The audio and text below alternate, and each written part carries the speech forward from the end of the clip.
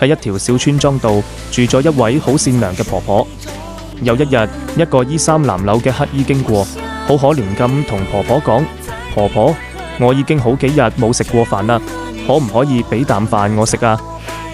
婆婆見佢咁慘，就將啱啱整好嘅一個饅頭遞俾個乞兒。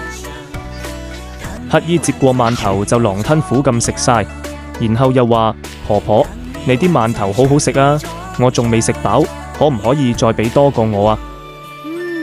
婆婆心地善良，又俾咗一個佢。乞兒食完第二個饅頭，抹一抹嘴，竟然同婆婆講：婆婆，你睇我啲衫爛茸茸咁，連遮風擋雨都唔得，你屋企有冇舊衫可以送件俾我啊？婆婆雖然覺得個乞兒有啲過分，但都係入屋揾咗件舊棉襖俾佢。點知個乞兒着咗件棉襖之後得寸進尺，又話：婆婆，我連個住嘅地方都冇，你間屋咁大，可唔可以俾我喺柴房借住一晚啊？婆婆有啲猶豫，但睇住乞兒個可憐樣，都係應承咗。到咗夜晚，個乞兒唔單止瞓喺柴房，仲偷偷地流入婆婆嘅廚房，將佢裏面啲嘢食全部出嚟食清光。